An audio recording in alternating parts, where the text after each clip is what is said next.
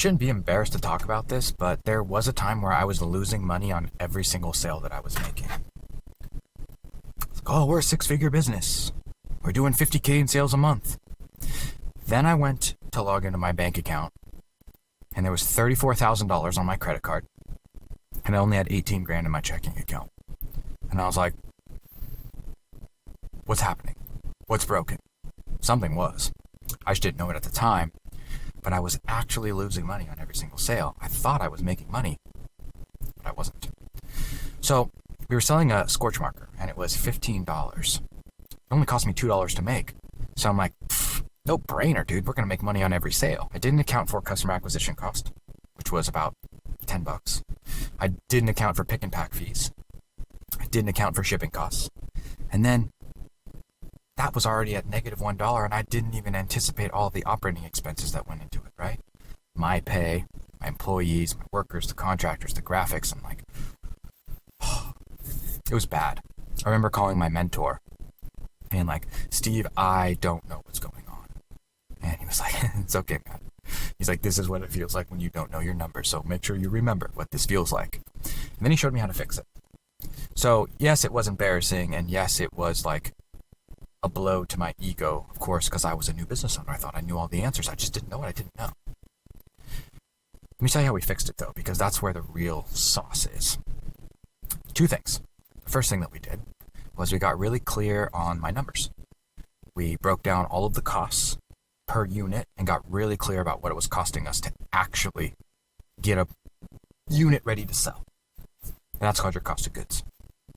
Then we had to look at all the other categories too, like shipping in and customer acquisition costs and shipping to the customer, and like there's all these expenses tied in there too. And it was very, very apparent that selling a $15 product and getting sales through Facebook ads just wasn't going to work. So I was like, Steve, I can't afford it. Customer acquisition cost on Facebook is like $14. He's like, you need to make each one of your customers more valuable. And I was like, okay, well, how do I do that? If I could, I would. He's like, I just remember him like breathing out like, hey, young man, like shut up for a second and just listen to what I have to say. I'm glad I did. He said, make a 3-pack. Make a 3-pack. Take one of those markers, put them together in a pack of 3, and instead of charging $45, discount it down to $30, so it's like getting one for free. The savings will be irresistible, and the people who would have purchased 1 will buy 3, and now each customer is no longer worth $15, they're worth $30. When a customer is worth $30, the unit economics makes sense. I can afford to pay Facebook for a customer. I can afford to ship the product. I can afford the overhead, the marketing, and everything else involved. So it was 2 things that we did there to solve the problem of losing money on each sale. We got clear on our costs, and then we created a higher value bundle.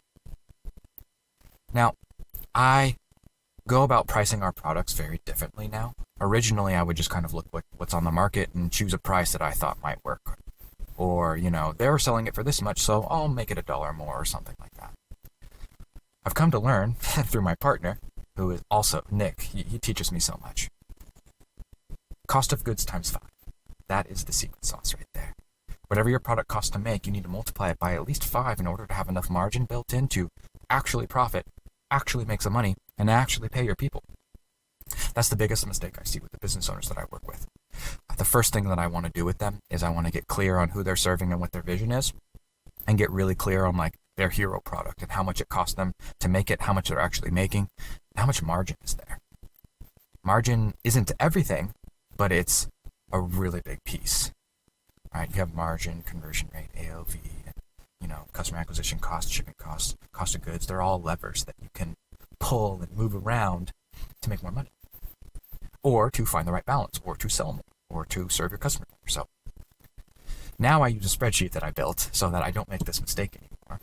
And I call it my pricing calculator, and I basically break down what it costs to make a product, so I know exactly how much money is going into it to get my costs, and then the spreadsheet multiplies the cost times 5, and then you're able to play around with the selling price, see the margin, see how much you should sell it for based on everything. It's great. It's a very simple 1-page tool. I love it. I'll be happy to give it to you.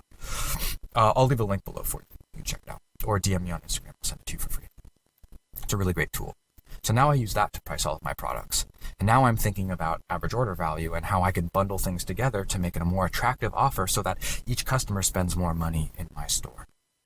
Things like kits, bundles, best sellers. The more money someone spends, the more you can pay to acquire a customer, or if you're paying the same to acquire a customer, the more profit you make. So it's really important to know your numbers because you don't want to end up like me, losing money on every single sale. It was brutal. It was brutal and embarrassing. Yeah, definitely. But I'm glad we solved it. And I'm glad you're watching this because now you don't have to make the same mistakes that I made. Have a good future, you.